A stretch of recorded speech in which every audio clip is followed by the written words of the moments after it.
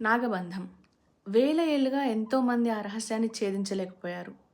అసలేంటి ఈ నాగబంధం అని తెలుసుకునే ఒక యువకుడి స్టోరీయే ఈ నాగబంధం మూవీ. హీరో విరాట్ కర్ణన్ ఈ మూవీకి చాలా పెద్ద అసెట్ అని చెప్పొచ్చు. తను చాలా చేశాడు. తన ఫిజికల్ అటైర్ కానీ, యాక్షన్ కానీ చాలా బావుంది. హీరోయిన్ నభా నటేష్ కూడా చాలా చేసింది. అభిషేక్ నామా డైరెక్షన్ ఇంత చేస్తాడా అని అనిపించింది. తను చాలా చేశాడు.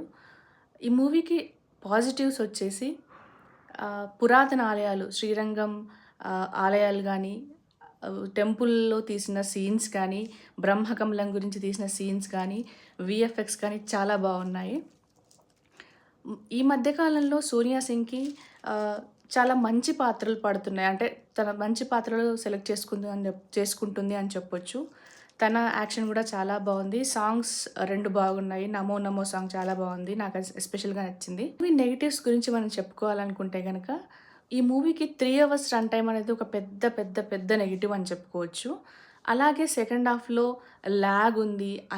అన్నెసెసరీ ఫ్యామిలీ డ్రామాస్ కానీ, ఎమోషన్స్ కానీ మధ్యలో ఎక్కడో లేని చోట్ల తీసుకొచ్చి ఇరికించినట్టు అనిపించింది.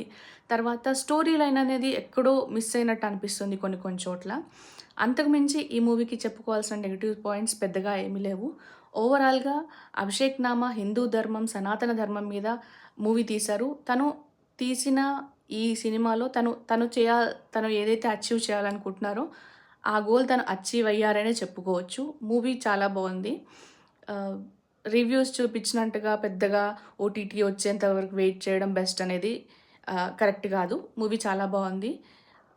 థియేటర్‌కెళ్ళి చూడాల్సిన సినిమాల్లో కంపల్సరీ ఒకటి. Go and watch it.